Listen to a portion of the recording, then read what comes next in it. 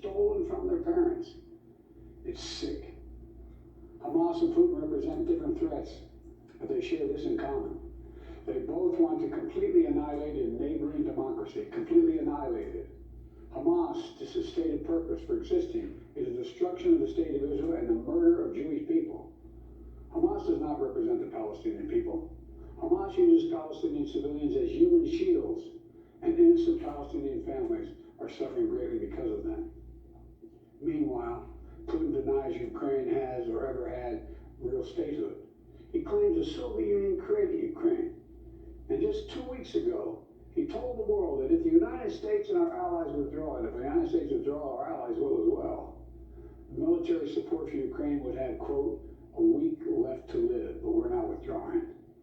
I know these conflicts can seem far away, and it's natural to ask, why does this matter to America? So let me share with you why making sure Israel and Ukraine succeed is vital for America's national security. You know, history has taught us that when terrorists don't pay a price for their terror, when dictators don't pay a price for their aggression, they cause more chaos and death and more destruction. They keep going, and the cost and the threats to America and the world keep rising. So if we don't stop Putin's appetite for power and control in Ukraine, he won't limit himself just to Ukraine. And Putin's already threatened to remind, quote, remind Poland that their western land was a gift from Russia. One of his top advisors, a former president of Russia, has called Estonia, Latvia, and Lithuania Russia's Baltic provinces. These are all NATO allies. For 75 years, NATO has kept peace in Europe and has been the cornerstone of American security. And if Putin attacks a NATO ally, we will defend every inch of NATO which the treaty requires and calls for. We'll have something that we do not seek. Make it clear, we do not seek. We do not seek to have American troops fighting in Russia or fighting against Russia. Beyond Europe, we know that our allies and maybe most important our adversaries and competitors are watching. They're watching our response in Ukraine as well. And if we walk away and let Putin erase Ukraine's independence, would-be aggressors around the world would be emboldened to try the same.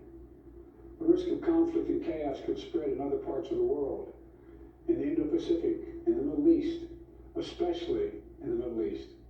Iran is supporting Russia in Ukraine, and is supporting Hamas and other terrorist groups in the region, and will continue to hold them accountable, I might add.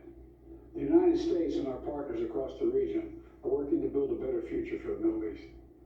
One where the Middle East is more stable, better connected to its neighbors, and through innovative projects like the India-Middle East to Europe Rail Corridor that I announced this year at the summit of the world's biggest economies.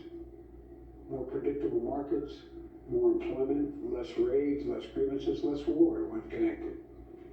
It benefits the people who would benefit the people of the Middle East and will benefit us.